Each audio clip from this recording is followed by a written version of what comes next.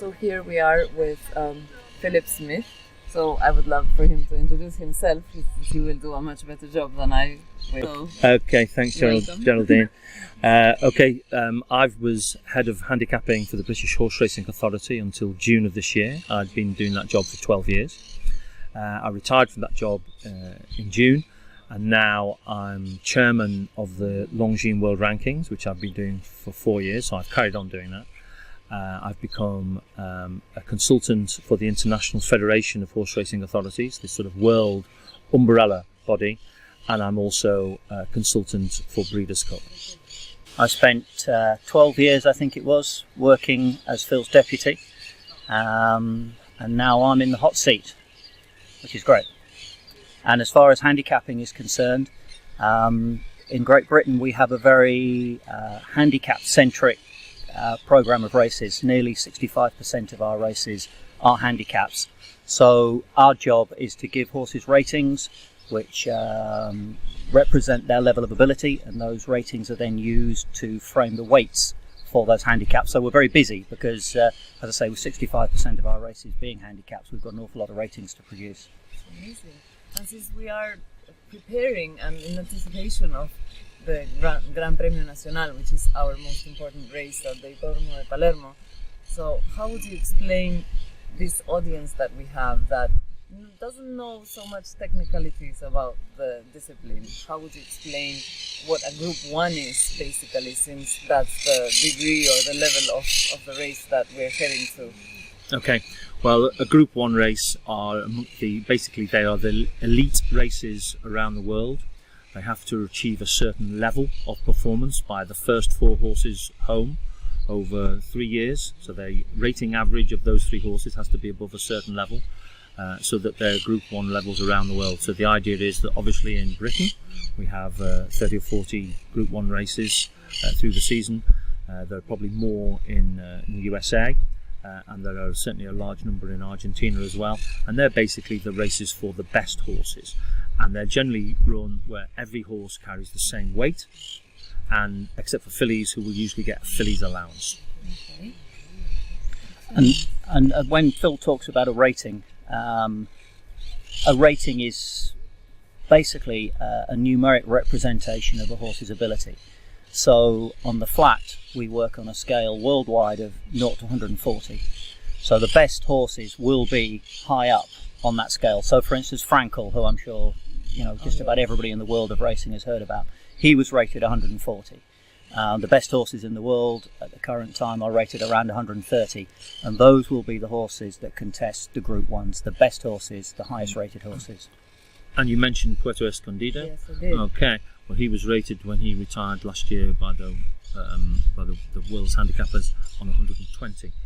So that would put him, and the South American countries have been into the world system now for about 6 or 7 years.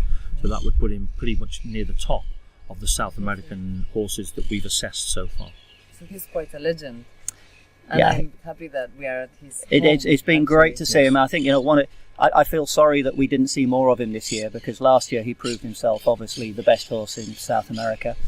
He had an early run in 2018, which he won easily, and then the injury curse struck and he's been retired. So it's a great shame that we never saw him again on the racecourse.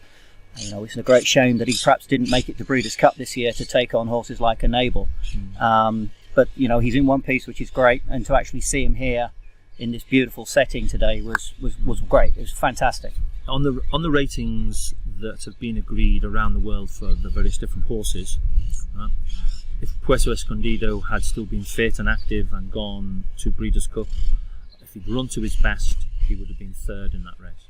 So, which is a fantastic performance for a South American horse. He's probably the best. I've been working very closely with the South American Handicappers for 4 or 5 years now as part of the World's Best Racehorse Rankings Committee, and I think he's probably the best horse I've seen in South America during that time. There may have been better ones previously, but in my brief time working with the South American Handicappers, he was probably the horse that struck me most, and as I say, probably the best I've seen in South America. I'm sure there'll be maybe better ones to come, but in my experience so far, last 4 or 5 years, he's been the best.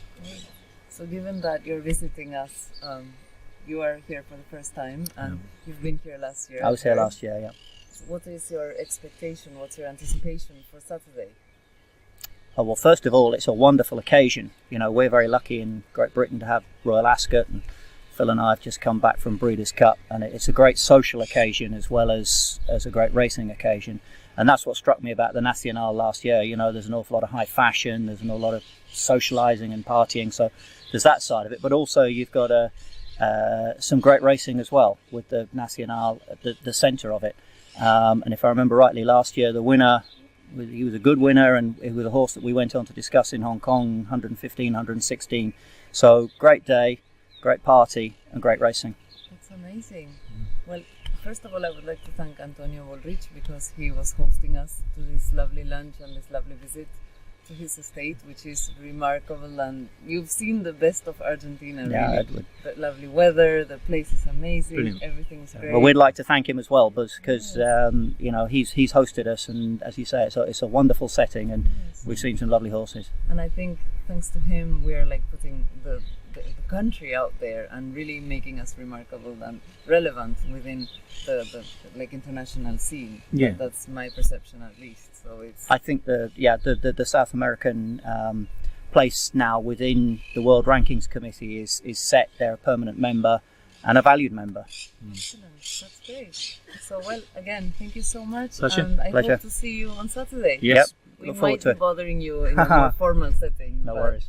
We'll see you definitely on Friday at the Hipódromo, and you will give your official talk, which we will also cover. But this Oh, was you're going like, to video that? Oh yes, of course. Fantastic. That's why they will ask all the technical questions. Okay. I just wanted to get like a Yeah. glimpse of this whole amazing universe that you are part of and authorities of. So thank you very much again. Thank Pleasure. you. Thank you very much. Thank you.